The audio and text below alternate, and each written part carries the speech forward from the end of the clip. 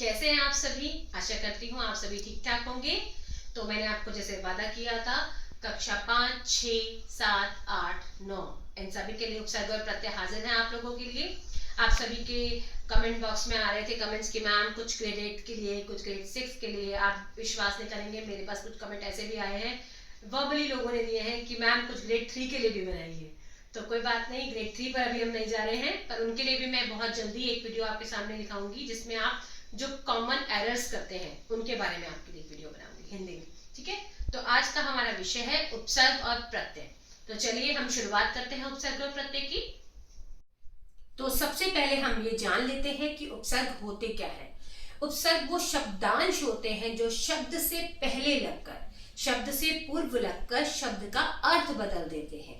ठीक है बच्चों, उपसर्ग और प्रत्यय में थोड़ा सा फर्क है जो आपको पता होना चाहिए। कि आप जब हमारा ये पाठ पूरा हो जाएगा तो आई एम श्योर वो आपको अच्छे से पता होगा। तो इसकी एक हम जो परिभाषा है वो जान लेते हैं कि उप का मतलब समीप और सर्ग का मतलब सृष्टि करना। मतलब कि इसका अर्थ है किसी शब्द के समीप आकर नया शब्द बनाना, जो शब्दांश शब्दों के आदि में जुड़कर उनके अर्थ में कुछ विशेषता ला देता है। ठीक है, तो वो उपसर्ग कहलाता है। और सरल शब्दों में कहें तो उपसर्ग वह शब्दांश अव्यय है जो किसी शब्द के आरंभ में जुड़कर उनके अर्थ में या मूल अर्थ के अर्थ में उनका एक विशेषता ला दे, उनका अर्थ बदल दे। तो यह है उपसर्ग की परिभाषा। अब हम जानते हैं उपसर्ग के भेदों के बारे में। तो बच्चों, उपसर्ग के भेद होते हैं संस्कृत के उपसर्ग, हिंदी के उपसर्ग और उर्दू के उपसर्ग। आप सभी जानते होंगे इन भेदों के बारे में। कक्षा 5 में आपसे इन भेदों के बारे में नहीं पूछते हैं, केवल उपसर्ग और प्रत्यय की परिभाषा उनमें क्या अंतर होता है। ठीक है, लेकिन जैसे जैसे हम कक्षा में बढ़ते जाते हैं तो वर्टिकल अलाइन सिलेबस के अनुसार आपका स्तर भी बढ़ता जाता है। ठीक है बच्चों, तो हम आगे बढ़ते हैं। ये सब आपका कक्षा 6, 7, 8, 9 में काम आएगा। ठीक है, आगे बढ़ते हैं बच्चों। तो बच्चों, उपसर्ग की परिभाषा जानने के बाद अब हम जानते हैं उपसर्ग के भेदों के बारे में। ठीक है बच्चों, तो उपसर्ग के 3 भेद होते हैं, संस्कृत के उपसर्ग, हिंदी के उपसर्ग और उर्दू के उपसर्ग। अब इन भेदों के बारे में और हम डिटेल से जानते हैं, इनका क्या कार्य होता है, कौन से शब्द इनके अंदर आते हैं। ठीक है बच्चों, तो अब हम आगे चलते हैं। ये है हमारे संस्कृत के उपसर्ग। तो संस्कृत के उपसर्ग में कौन कौन से शब्द आते हैं, जैसे कि अगर उपसर्ग अति है तो अति का मतलब होता है अधिक। हर चीज की, जैसे आपने सुना होगा अति हर चीज की बुरी होती है, कि अधिकता हर चीज की बुरी होती है। तो अति, अधिक, ऊपर, उस पार, उससे बने हुए शब्द क्या है, अतिकाल, अत्याचार, अतिक्रमण, अतिरिक्त।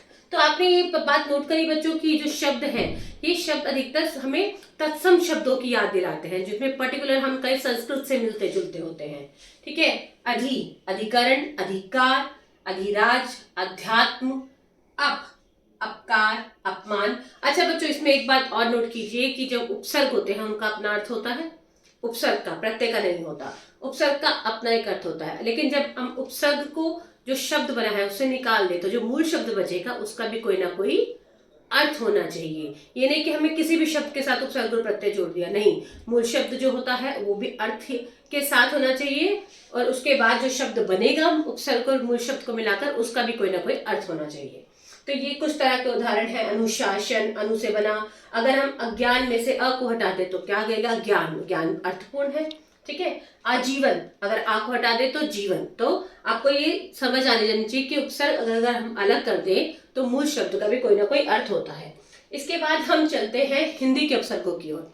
हिंदी के उपसर्ग कौन कौन से हैं, अन, अनमोल, अनजान, अध, अधजला, अधखिला, 29, 49, 59, भर, भरपेट, भरपूर, भर दिन, दु, दुबला, दुर्जन। अच्छा बच्चों, ये बात इसमें नोट कीजिएगा कि जब आप कक्षा 5 या 6 में होते हैं तब आपसे नहीं पूछा जाएगा परीक्षा में कि संस्कृत के उपसर्ग है, कि उर्दू के उपसर्ग है या हिंदी के उपसर्ग है। तब आपको सिंपल उपसर्ग और प्रत्यय को अलग करना होता है। लेकिन जैसे जैसे आपकी कक्षा बढ़ती है आपसे उपसर्ग और प्रत्यय के भेद भी पूछे जा सकते हैं। ठीक है बच्चों, तो ये हो गए हिंदी के उपसर्ग। अब इसका अंतिम है जो, वो है उर्दू के उपसर्ग। तो अब हम जानते हैं उर्दू के उपसर्गों के बारे में। आपको पता है हम कितने शब्द उर्दू के बोलते हैं, उर्दू, फारसी, अरबी के, लेकिन हमें पता नहीं होता, पर हमें लगता है कि हम हिंदी भाषा बोल रहे हैं। लेकिन आपको पता होना चाहिए इतने सारे शब्द हैं जो हम उर्दू भाषा के प्रयोग में लाते हैं रोजमर्रा में। जैसे कि ला, अगर ला उपसर्ग है तो लाचार, लाजवाब, लापरवाह। कितनी बार बोलती है मम्मा कितने लापरवाह हो तुम, तो ये मम्मा को बोलना, ये उर्दू का शब्द है। हिंदी में बात करें, और बदसूरत, बदनाम, बददिमाग, बदमाश। नहीं, आप लोगों के बारे में नहीं बोल रही, आप लोग सब बहुत अच्छे हो। बेकाम, बेअसर, बेरहम, बेईमान, ये सारे शब्द आपने देखे। हम कितने इन शब्दों का प्रयोग अपने रोजमर्रा की जिंदगी में करते हैं, हमें लगता है हिंदी बोल रहे हैं, परंतु ये सारे जो शब्द हैं वो उर्दू, अरबी, फारसी के हैं। गैर जिम्मेदार, गैर कानूनी, गैर हाजिर, गैर सरकारी, अनऑफिशियल जो होता है, ठीक है। तो खुश मिजाज, खुशगवार, खुशबू, खुश दिल, ठीक है।